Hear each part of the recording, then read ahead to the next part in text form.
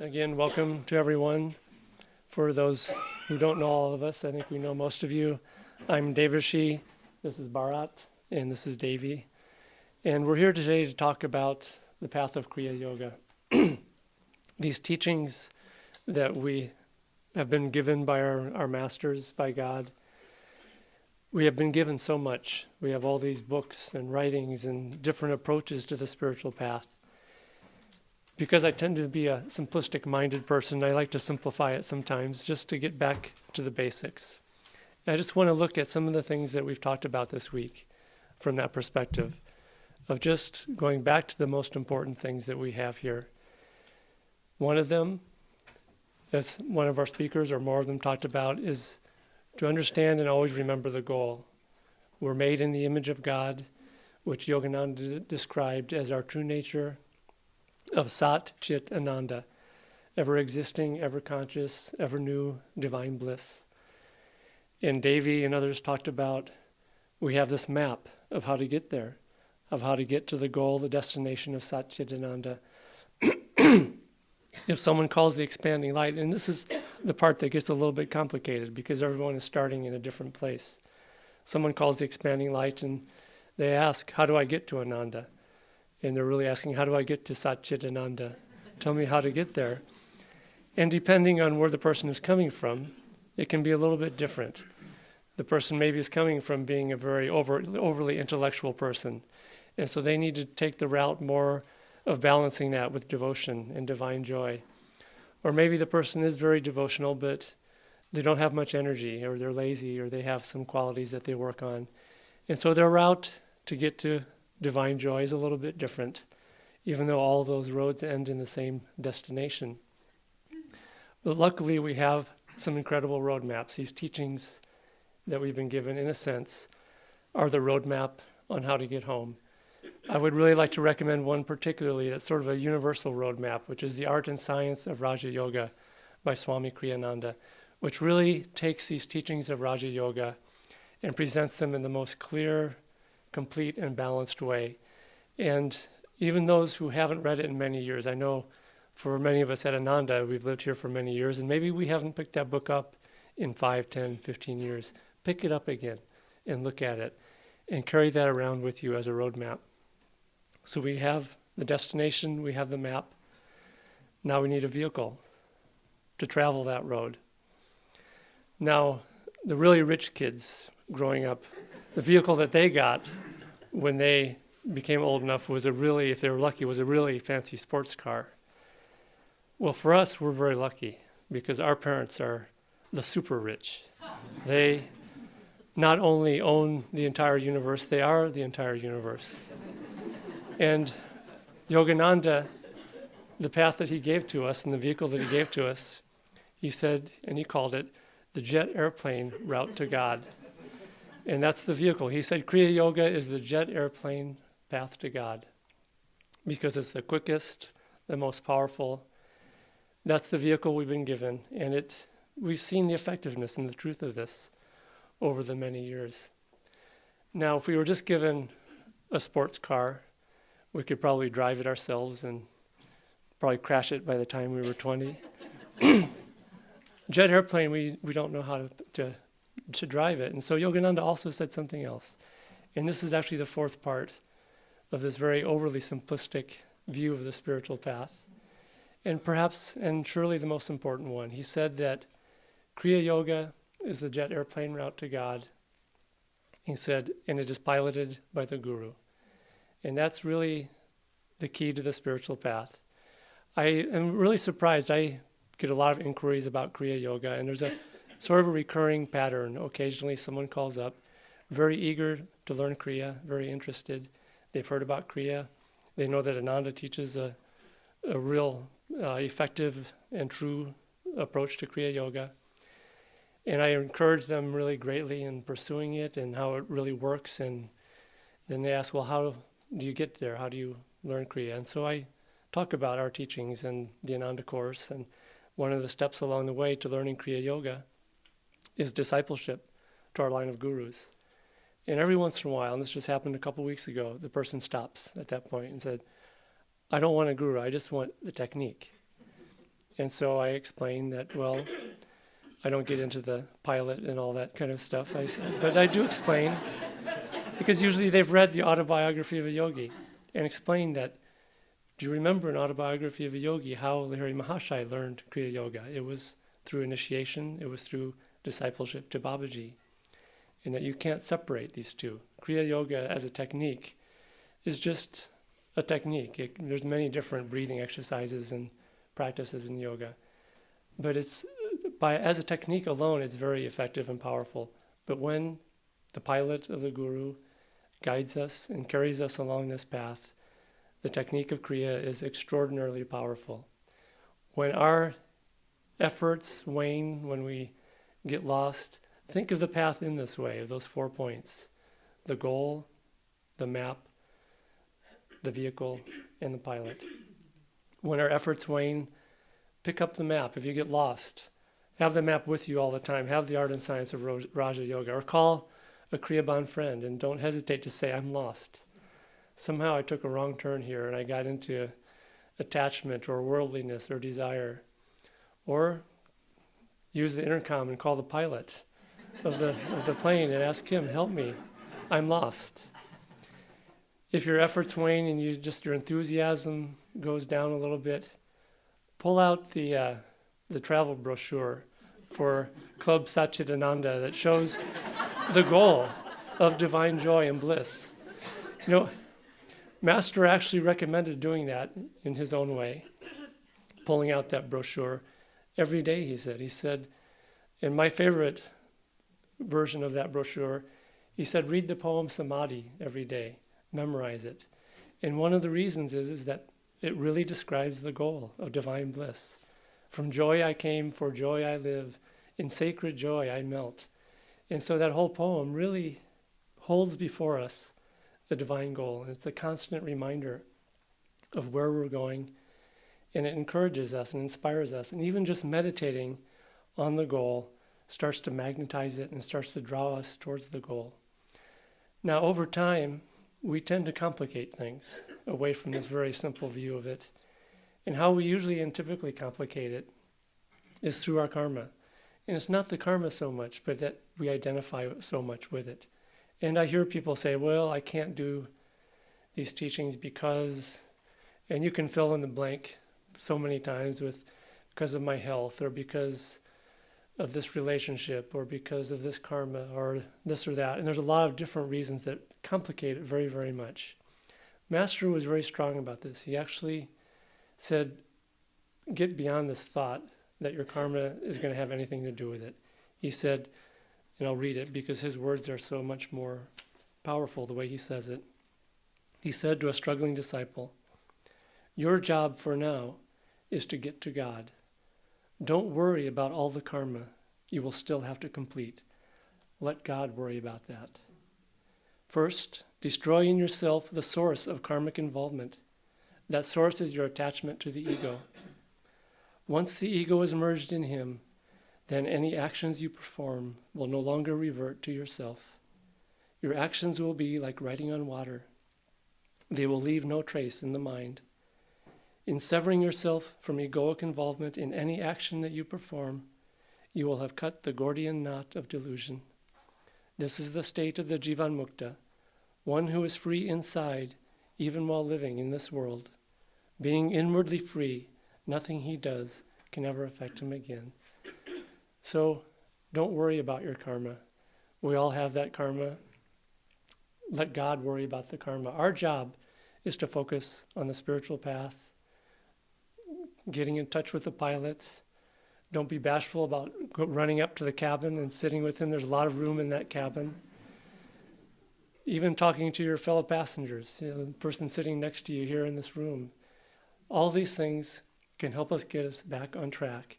And if we focus on the goal, the path, our practices, and the Guru, we will inexorably get closer and closer to divine freedom. And God will take care of our karma, and it will come out over time and just fall away from us just very, very naturally. I had an experience about this some years ago that really was a good sort of analogy of how karma just naturally works itself out. And it can take time, but it naturally comes out, and it's not something that is who and what we are. We tend to identify with that karma. We look in the mirror and you see yourself as either someone who tends to get angry, or you're emotional, or you're unwell, or this or that, and that's just karma. That's not really who and what we are. In a way, that karma is like this story I'm about to tell. Many years ago, it was about 20 years ago, I was starting to get a pain in the bottom of my foot. And it was a very sharp pain, like there was something inside my foot, like some foreign object was causing that. And I remembered I'd stepped on a nail about a year before. So I went to the doctor, and he did an x-ray, and he said with his x-ray, you should have even seen a piece of dirt or something that was big enough. And he said nothing showed up. And then so I could still feel it. So he cut into the foot and kind of poked around, couldn't find anything. And so there was nothing to be done. So over the years, this thing would come and go. And it was never really painful or debilitating, but it was very annoying. You'd be running, jogging, and all of a sudden it would be like you just stepped on a tack or something. There was something in there. And I knew something was still there, but there was nothing that could really be done about it. Finally, about 15 years later, it was getting worse and worse. And I got a callus on the bottom of my foot. And I finally went back to the doctor, and thankfully we have a wonderful doctor, Dr. Peter here, and he looked at it and he thought maybe there was a virus that was in there because it looked something like that. And the treatment was to freeze it with liquid nitrogen, which is super cold, and it draws this out over time, over several treatments. And interestingly, it's a doctor's intuition where the diagnosis doesn't have to be correct, but the treatment, if it's correct, then you're going in the right direction. And that was the case. One day I was soaking in the tub, and I looked at the bottom of my foot, and there was a real shiny thing sticking out of the bottom of my foot. And I pushed and poked, and out popped a piece of glass. And I measured it. It was about a 1/4 inch long. And it was very, very thin. So it was a very sharp shard of glass that for 15 years, every time I stepped, every time I walked, it was moving around in there. And every once in a while, it would move to the wrong spot and poke me. And then it finally came out. And luckily, I don't over-identify with my foot and with an annoying pain. And so it was a good example of how we should treat the karmas that we have. And again, don't feel sorry for me. It was never a problem. It was just more annoying. But it was a foreign object that wasn't me. It was just in there from some past action I had done. And so it was there, and just over time, through the practice of Kriya Yoga, through running, maybe pushing it around, finally, it just worked itself out and came out. And then it was gone forever. And this is how karma works. Our job isn't to worry overly and identify about, oh, my foot, and oh, what's the problem, and this is keeping me from meditating or doing this or that. Just go through your life, practice your practices, and this karma, God will take care of it. Some of it will come out, and it's, a little bit like, sometimes it can be unpleasant. We were practicing Kriya Yoga, and some past attitude or habit comes up, and you see it, and it's sort of like turning on the light sometimes. If you ever stayed where there was cockroaches, you turn on the light, and they suddenly start scurrying away.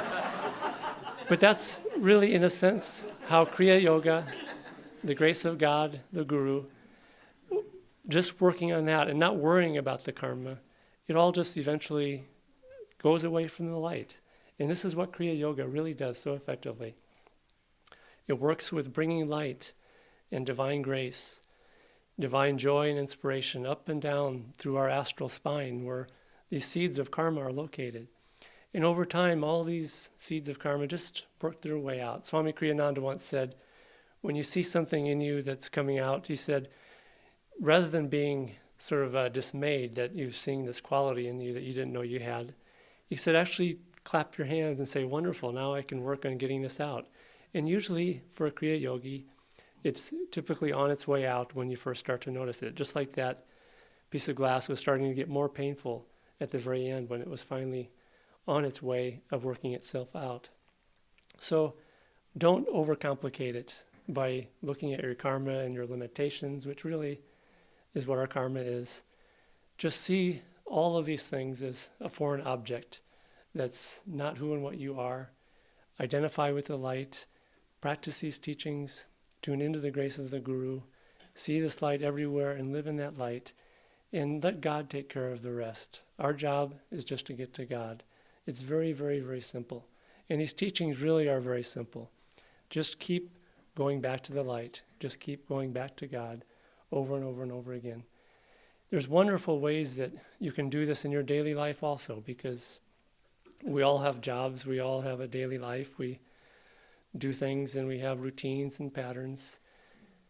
But really use these as an opportunity also to go to the light. You know, something that Jyotish alluded to last night at the second Kriya initiation, in which really with all of our practices and techniques I've seen to be true, which is that don't get too over worrying about the results of meditation. You'll find that if you concentrate at the spiritual eye, offer yourself to God there, even if you don't see the light that is who and what we are there, just that effort of looking for the light will uplift your consciousness. Same with hearing the sounds with the Om technique. Just the effort of tuning into God, listening for God, looking for God.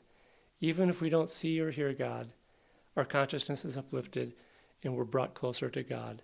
Don't worry about the karma that's limiting us and how long it's going to take. Our only job is just to keep going in that direction towards the light. Maria and I have a wonderful sort of a game that we do because we enjoy walking and the exercise and walking around here. And when you've walked for 30 or 40 years in these hills, you don't see anything really particularly new. But we always have an adventure when we walk. And we never go for just a walk. It's always an expedition, even if it's just a very short walk. And it's not even an expedition, it's what Christopher Robin calls an expotition. And we take this very humdrum, we're very prone to exaggeration in our household, if you haven't noticed. But you take a very humdrum, thing that you do every day and make it into a seeking of God. And whenever we go out, we're always looking for God in some way. And we ask each other, what are we going to see today? Because we're always looking, and we always see something that's God reminding. We'll see, acorn woodpeckers laughing at us the way these birds do around here. Or we'll see a flock of bluebirds glistening in the sun, or the deer, or even something just very little that just is very God reminding. Maria told this beautiful story about the Indian squirrel that has the stripes on its back. And it got these stripes because the squirrel helped Lord Rama win this great battle. And so afterwards, Lord Rama stroked the back of the squirrel, and where he touched the squirrel with his fingers, has these white stripes. And it's possible that the Indian squirrel is more spiritual than the American cousin squirrel. But really, the other way to look at this story is that in India, the simple squirrel is God reminding. They see the squirrel and they think, that's the creature that was touched by the Lord of the universe and stroked in the back, and those white stripes remind me of God, and of God as Lord Rama. And so you see that in India with other animals. Monkeys are not just monkeys. They're part of Hanuman's army, and elephants, they're Ganesha and the overcomer and the Lord of obstacles. And so if you're walking in nature, see things this way. Look for God everywhere. And if you live in a city, you can also do this. You can see it in the people. Look for God in the people. Look for the light.